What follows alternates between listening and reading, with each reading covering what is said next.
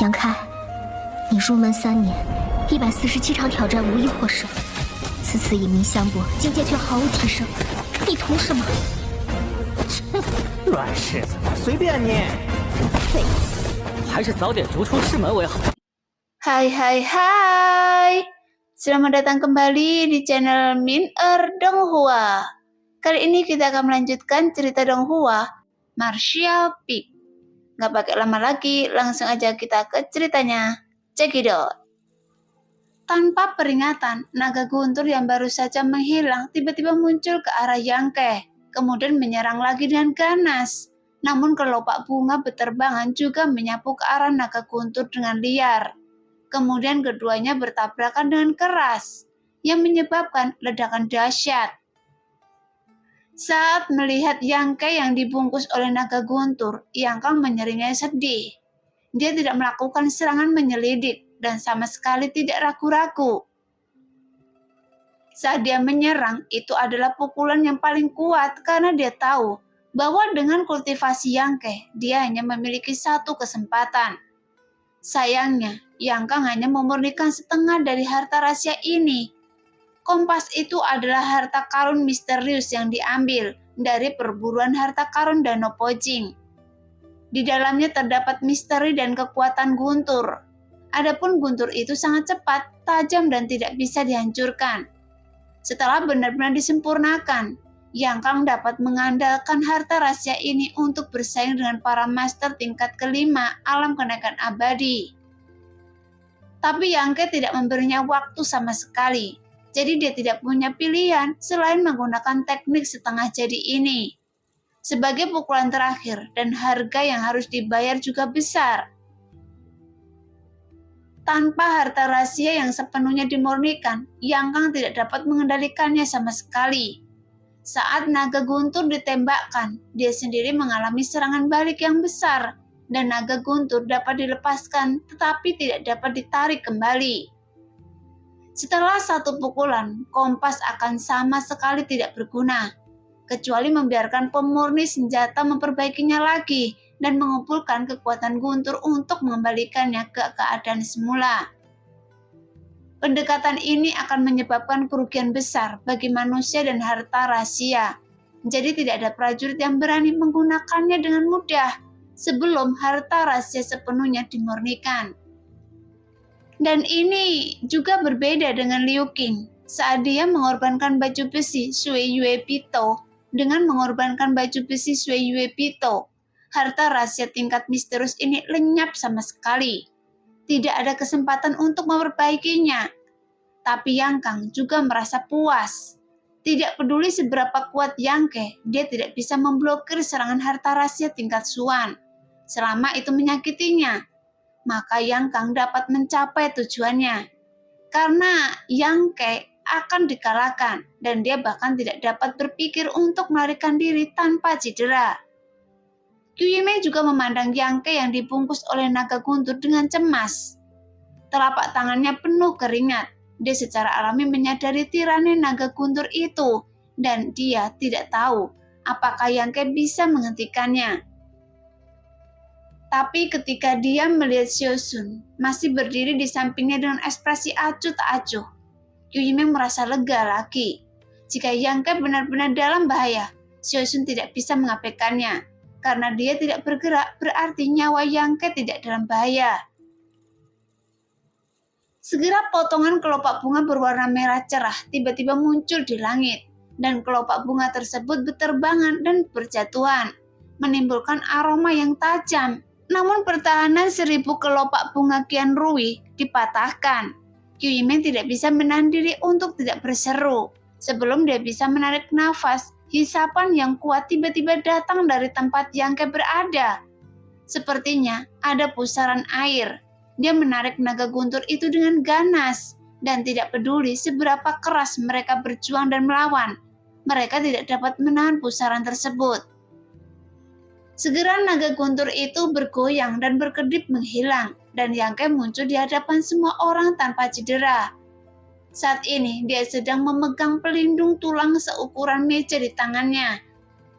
Dan ada mulut binatang terbuka di bagian depan pelindung tulang ini yang ganas dan menakutkan. Di mulut binatang itu tampaknya kilatan cahaya bunga guntur yang masih terlihat samar-samar. Harta karun rahasia tingkat misterius sangat kuat. Yangke perlahan menggelengkan kepalanya. 1000 kelopak bunga Qian Rui tidak bisa menahan serangan kompas tingkat Xuan. Jadi dia tidak punya pilihan selain menggunakan pelindung tulang dan melahap naga guntur itu. Brengsek! Melihat adegan ini, Yang Kang tidak bisa menahan diri untuk tidak mengutuk. Sosoknya segera bergoyang dan dia jatuh dari udara. Lagi pula kompas itu telah menyedot seluruh energi aslinya, sehingga dia tidak bisa lagi bertarung. Dia awalnya berharap serangan terkuatnya akan menimbulkan masalah bagi Yangke, dan yang terbaik adalah melukainya. Sedangkan untuk membunuh Yangke, Yang Kang tidak pernah berpikir seperti itu. Belum lagi kultivasi Yangke yang luar biasa. Yang Kang tidak memiliki kemampuan untuk membunuhnya. Bahkan jika dia punya, Yang Kang tidak akan berani memiliki ide ini. Bagaimanapun keduanya masih bersaudara, tapi dia tidak menyangka jika dia benar-benar bisa menggunakan pelindung tulang itu. Dan hal itulah yang paling sulit diterimanya. Xiaoxun melirik Yangke dan melihatnya mengangguk ke arahnya, kemudian dia menghindar, menangkap Yang Kang yang jatuh dari udara dengan kepala dan kakinya, membaringkannya di tanah dan berkata sambil tersenyum, "Tuan muda kelima, saya menerima pesan. Anda sangat bangga." Yang Kang mendengus dingin dengan ekspresi jelek di wajahnya. "Bukan Anda yang mengalahkan saya." Wajahnya gelap dan mengamuk, dan ketika dia melepaskan naga guntur tadi, dia juga sedikit terkejut. Jadi aneh kalau wajahnya bisa terlihat bagus, karena luka fisiknya dan kurangnya ekspektasi di hatinya. Xiaoxun menahan senyumnya dan mengangguk. "Tuan muda kelima, mohon jangan marah. Lebih baik kembali ke Zhongdu untuk memulihkan diri." "Itu bukan urusan Anda." Yang Kang jelas sedang tidak dalam suasana hati yang baik. Jadi Xiaoxun berhenti memperhatikannya dan segera kembali. Sekarang pertarungan antara dua murid keluarga yang diputuskan dengan satu gerakan, dan para prajurit dibawa secara bertahap menjadi tenang dan tidak lagi melawan. Bagaimanapun Yang Kang sudah ditangkap dalam pertempuran untuk merebut tahta. Setelah dia tersingkir, maka tidak ada gunanya melawan lagi. Di sisi lain, Gao Ronfeng memandang Huo Xingchen dengan bingung, tersenyum pahit dan menggelengkan kepalanya. "Tuan Huo, Tuan kelima sudah keluar, jadi kita tidak perlu bertarung." "Pemenangnya belum ditentukan, kenapa Anda cemas? Mereka adalah mereka, kita adalah kita. Ayo terus berjuang." Huo Xingchen memiliki senyum sedih di wajahnya, bahkan penuh dengan antusias. Gao Ronfeng berkata tanpa daya, "Saya mengakui bahwa Tuan muda Huo lebih unggul dalam keterampilan, dan saya bukan tandingan Anda." Dia tidak bisa berkata-kata. Dia tidak pernah menyangka bahwa playboy yang bertindak seperti orang bodoh dan tidak melakukan apapun, dia benar-benar bisa mengunggulinya dalam hal kultivasinya sendiri. Tapi sejak kapan Huo Xingchen menjadi begitu kuat? "Bukankah tidak apa-apa jika Anda mengatakan ini sebelumnya?" Huo Xingchen tertawa keras. Mendengar penyerahan Gao Ronfeng, dia dalam suasana hati yang baik. "Saudara Go, ayo bertarung lagi. Persahabatan kita masih ada, kan?" Iya. Gao Ronfeng tidak ingin melihat Huo Xingchen dan sedikit malu bersama orang ini. Dia menjawab seperti ini, tetapi dalam hatinya dia berpikir bahwa mereka berdua sepertinya tidak memilikinya persahabatan apapun. "Saya akan meminta Anda menjadi jalang di lain hari." Huo Xingchen berbicara tanpa hambatan dan kata-katanya mencengangkan. Wajah Gao Ronfeng menjadi gelap dan dia tidak bisa menahan diri untuk tidak menjawab. "Kita semua laki-laki, apakah Anda tahu?"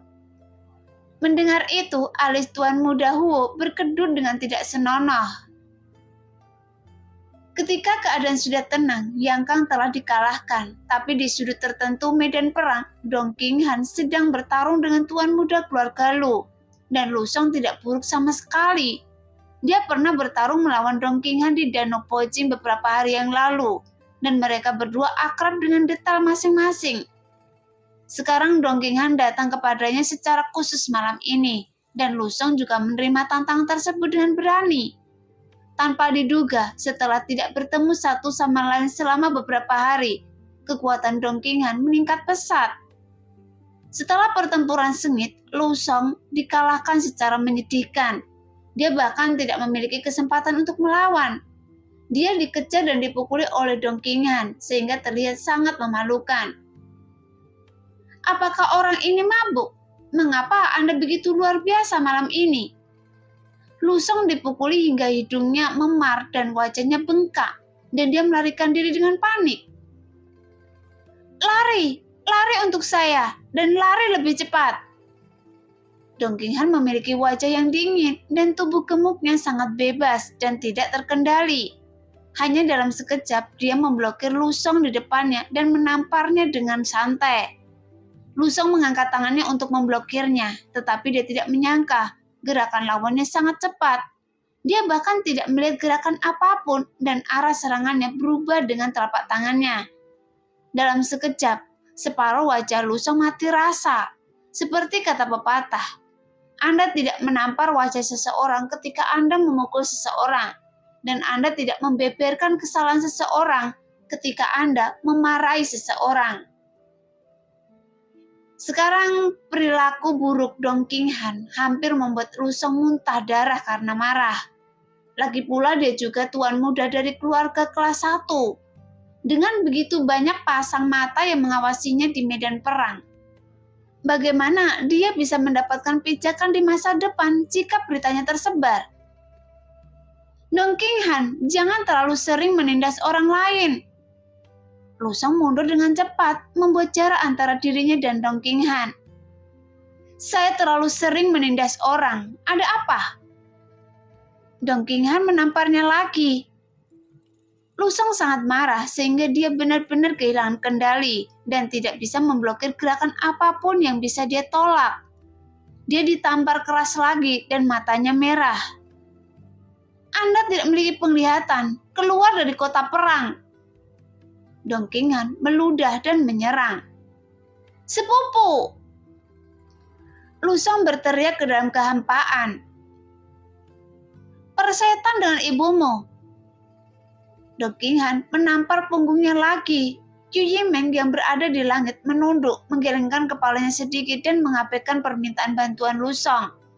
Saat dia diusir dari mansion oleh Yang Ke hari itu, Qiu Yimeng berbicara dengannya secara pribadi keesokan harinya dan memintanya untuk meninggalkan kota perang sesegera mungkin, sehingga dia tidak mengganggu perairan berlumpur dalam pertempuran memperebutkan warisan. Qiu Yimeng juga memiliki niat baik. Jelas dia tahu bahwa dia agak buta dan dapat menyinggung orang yang salah kapan saja, sehingga akan membawa bencana bagi keluarga Lu. Tapi apa yang dia tidak duga adalah anak ini tidak hanya tidak berterima kasih, tetapi setelah pulih dari luka-lukanya, dia juga menemukan Yang Kang sebagai pendukung dalam upaya untuk melawan Yang Ke.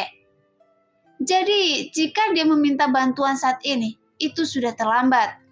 Meskipun Dong Qinghan tidak akan membunuhnya, bahkan jika dia diberi pelajaran dan dipermalukan seperti ini, dia mungkin bisa bangun dan menyadari bahwa pertarungan memperebutkan warisan bukanlah sesuatu yang bisa dia ikuti.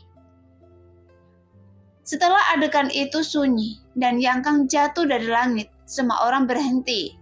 Hanya Dong Qinghan yang dengan tegas memberi pelajaran pada Lu Song, dan yang terakhir berteriak seperti babi sehingga kedengarnya menyeramkan.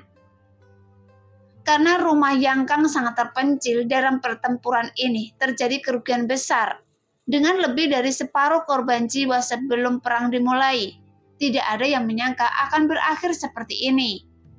Meskipun semua orang berpikir bahwa meskipun pihak Yang Kang bukan yang terkuat, juga bukan yang terlemah. Bahkan jika seseorang datang untuk bertarung, mustahil untuk mengalahkannya. Namun kenyataan berdarah membuat mereka sadar bahwa Yang Ke diam-diam memperoleh kekuatan yang melampaui semua anak keluarga Yang. Jadi saat melihat sosok di langit, banyak orang tampak tak berdaya. Dapatkan bendera perintah! Yang Ke berteriak dengan dingin. Xiaosun bergoyang, dia bergegas ke aula tengah rumah Yang Kang, mengambil bendera komando dan berjalan keluar secara terbuka. Tapi tidak ada yang menghentikannya, dan tidak ada yang berani menghentikannya. Hilangnya bendera komando juga berarti Yang Kang tersingkir dalam arti sebenarnya. Berbaring di tanah, Yang Kang perlahan menutup matanya. Mulai sekarang, segala sesuatu di kota perang tidak ada hubungannya dengan dia. Saya beri kalian kesempatan untuk hidup. Melihat prajurit yang masih hidup di rumah Yang Kang di bawah, Yang Ke berteriak, dan semua orang tidak bisa menahan nafas dan mendengarkan dengan penuh perhatian. Kumpulkan semua perbekalan dari rumah saudara kelima dan kirimkan ke rumah saya. Dan kalian tidak diperbolehkan memasuki kota perang lagi. Jika tidak, kalian akan dibunuh tanpa ampun. Mendengar itu, tidak ada yang menjawab dan tidak ada yang menuduh bandit tersebut. Inilah yang layak diterima Yang Ke. Setelah pembunuhan malam ini, para prajurit di sini mungkin tidak memiliki keberanian untuk tinggal lebih lama lagi.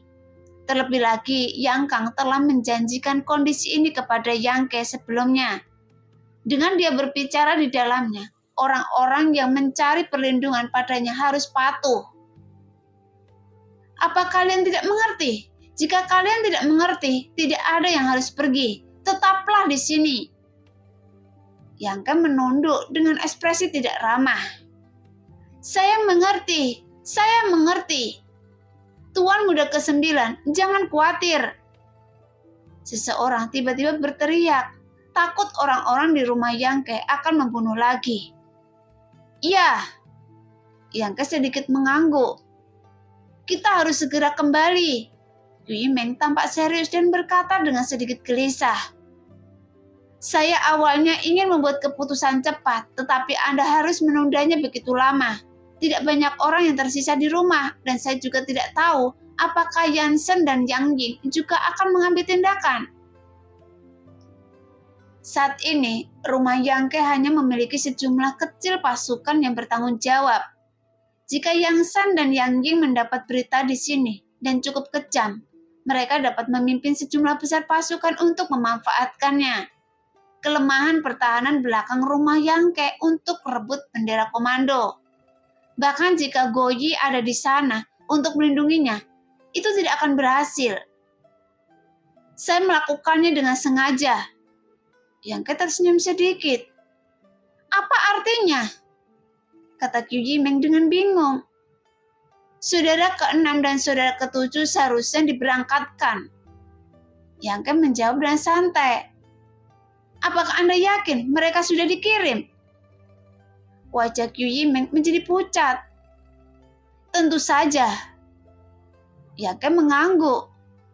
Kalau begitu, Anda tidak khawatir sama sekali. Yu Meng sangat khawatir. Dia benar-benar tidak tahu mengapa Yang Ke sengaja menundanya begitu lama agar Yansen dan Yang Ying bisa mendapatkan beritanya. Apa yang Anda khawatirkan? Bendera komando akan baik-baik saja. Yang Ke menggelengkan kepalanya. Meskipun Goyi yang menjaga aula tengah saja tidak cukup untuk menjamin keselamatan bendera komando, tapi masih ada Meng Huya di rumah. Penjaga toko Meng mengatakan bahwa dia tidak akan ikut campur dalam pertempuran untuk merebut ahli waris. Tetapi jika krisis benar-benar datang, dia tidak akan duduk diam dan tidak melakukan apapun. Dan Yang Ke percaya padanya. Malam ini adalah sebuah kesempatan. Yang Ke terkekeh. Ini lebih dekat ke rumah saudara ke-6, jadi ayo pergi ke tempat saudara ke-6. Yu Meng tercengang, menatapnya dengan bodoh. Berapa banyak yang harus Anda lakukan malam ini? Lakukan saja sebanyak yang Anda bisa. Jawab Yang Ke dengan santai. Jelas malam ini adalah kesempatan langka dan Yang Ke telah memurnikan harta rahasia tingkat Suan beberapa hari sebelumnya. Dengan kembalinya iblis tua dan pemulihan Ying Ciu adalah keuntungan yang dapat dimanfaatkan oleh Yang Ke. Jadi kelebihan-kelebihan ini hanya bisa diungkap satu kali. Jika lain kali, maka saudara pasti sudah siap mental. Jadi tidak akan banyak pengaruhnya. Sekarang Yang Zhou tidak punya pilihan selain tersenyum pahit. Dia memimpin sekelompok prajurit untuk menghadapi Yang Wei di depan mansion. Kedua saudara itu mengobrol sepanjang malam hingga bibir mereka kering, namun tidak ada perkelahian juga. Jelas Yang Zhou juga tahu bahwa bosnya ada di sini untuk menahannya dan mencegahnya mengirimkan pasukan. Jadi dia tentu saja tidak berniat memulai perang dengannya. Saat ini, seseorang sedang terburu-buru. Ketika dia hampir di sisi Yang Zhou, dia membisikkan sesuatu di telinganya yang membuat ekspresi Yang Zhou tiba-tiba berubah. Pada saat yang sama, seseorang mendatangi Yang Wei dan mengatakan hal yang sama kepadanya. Setelah beberapa saat, kedua bersaudara itu saling memandang. Dan Yang Zhou berkata, "Saudaraku, tahukah Anda latar belakang seperti apa yang dimiliki saudara ke-9? Saya tahu sedikit, tapi saya tidak menyangka dia begitu kuat." Yang Wei mengangguk ringan. Yang Kang akan keluar. Hal ini sudah diduga oleh mereka berdua, tapi Yang Ke pada dasarnya tidak kehilangan tenaga, yang membuat mereka berdua merasa sedikit terkejut. Jadi baik Yang Wei maupun Yang Zhou sebelumnya merasa, meskipun Yang Ke bisa mengalahkan Yang Kang, itu akan menjadi kekalahan yang menyedihkan. Bagaimanapun, yang satu menyerang dan yang lainnya bertahan. Yang terakhir ini menepati waktu dan tempat yang tepat. Sekarang setelah berita itu datang, semua orang menunjukkan sedikit keterkejutan dan ketakutan. "Saudaraku, dengarkan saya. Bagaimana kalau Anda bergabung dengan saya? Saudara ke-9 sangat kuat. Jika dia mengalahkan saudara ke-5 kali ini, dia hanya akan menjadi semakin besar. Jika kita tidak bergabung, kita tidak akan memiliki peluang." Yang Wei mengerutkan kening dan tidak langsung menjawab. Yang Zhou tersenyum dan berkata, "Saudaraku, mengapa Anda masih ragu-ragu? Saudara ke-9 sekarang kuat. Jika prediksi saya benar, target berikutnya adalah saudara ke-6 atau ke-7. Setelah mengalahkan saudara ke-6 dan ke-7, kita akan menjadi targetnya. Apakah Anda masih mencoba bergabung dengannya untuk menghancurkan saya terlebih dahulu?" Yang Wei menggelengkan kepalanya. "Saya hanya bisa bergabung dengannya kali ini. Tapi jika dia ingin menghancurkan saudara ke-6 dan ke-7, saya khawatir itu akan memakan waktu. Ketika dia benar-benar menetapkan targetnya pada Anda dan saya, itu tidak akan terlambat bagi kita untuk bergabung lagi." Yang Zhou merenung sejenak, mengangguk dan berkata, "Baiklah. Tidak terjadi apa-apa di sini. Saya akan kembali dulu." Yang Wei tidak berkata apa-apa lagi, memimpin sekelompok orang dan pergi dengan cara yang megah. Melihat sosok Yang Wei menghilang, Yang Zhou hanya bisa mengerutkan kening dan bergumam, "Saudara ke-9, Anda berada di bawah siapa? Bagaimana mungkin Anda bisa melakukan ini?" Setelah ragu-ragu sejenak, dia segera menemukan orang yang baru saja melaporkan berita tersebut dan menanyakan secara detail tentang pertempuran di rumah Yang Kang. Setelah mengetahui tentang metode berdarah iblis bumi, Yang Zhou tidak bisa tidak mengubah ekspresinya. "Bukankah ini iblis jahat?" Menurut bawahan, itu memang tindakan roh jahat. Kamp prajurit di rumah Tuan Muda ke-5 dihancurkan sepenuhnya oleh orang ini. Jika bukan karena dia, Tuan Muda ke-5 tidak akan dikalahkan secara menyedihkan. Sebelum pertempuran perebutan harta karun, bantuan yang dikumpulkan oleh saudara-saudara pada dasarnya sama. Meskipun ada celah, itu tidak besar. Oleh karena itu, tidak ada seorang pun yang berani memimpin dalam menyerang orang lain, membiarkan orang lain memanfaatkannya. Namun setelah pertempuran untuk merebut harta karun tersebut, kesenjangan kekuatan antara Yang Ke dan saudara-saudaranya tiba-tiba melebar, yang membuat Yang Zhou merasa sedikit aneh. Dari mana asal mula roh jahat yang kejam itu? Kenapa saya belum pernah mendengar kabar darinya sebelumnya? Shinruo, panggil Yang Zhou lembut. Apa perintah Tuan Muda kedua? Ye Shinruo berjalan dengan anggun dan bertanya dengan lembut. Apakah ada berita tentang master yang saya minta Anda tanyakan untuk sebelumnya? Yan Shinruo perlahan menggelengkan kepalanya. Belum, orang itu menghilang setelah muncul di Danau Pojing. Lanjutkan selidiki. Yang Zhou mengerutkan kening. Saya harus menemukan orang itu dan membuat dia memanfaatkan saya sebanyak mungkin. Master misterius yang muncul di Danau Cermin Pecah mengambil harta rahasia tingkat Suan ke-8 yang tidak hanya membuat Yang Ke peduli dengan identitasnya, tetapi Yang Zhou juga mempedulikannya. Jika Yang Zhou bisa menenangkan hati master yang sulit dipahami seperti itu, dia tidak perlu takut pada Yang Ke. Dengan harapan ini, Yang Zhou tentu saja tidak akan menyanyiakan upaya untuk menanyakan tentangnya. Sayangnya, tidak ada berita yang diterima dalam beberapa hari terakhir. Malam ini, Yang Ke tiba-tiba melancarkan serangan besar-besaran terhadap Yang Kang, dan Yang Wei memimpin anak buahnya untuk menahan Yang Zhou. Kedua, medan perang dipenuhi asap, dan situasi tiba-tiba menjadi tegang. Setelah Yang San mendapat kabar tersebut, dia langsung melihat peluang yang bisa dimanfaatkan, dan dia segera mengirimkan pesan kepada Yang Ying.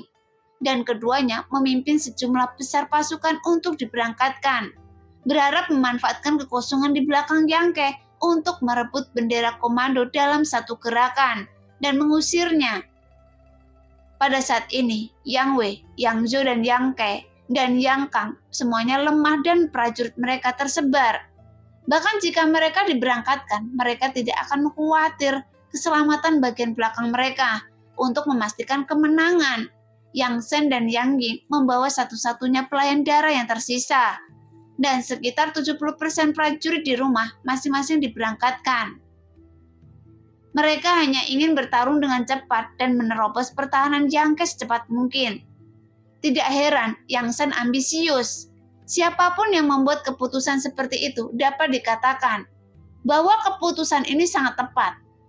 Namun Yang Sen salah menilai situasinya.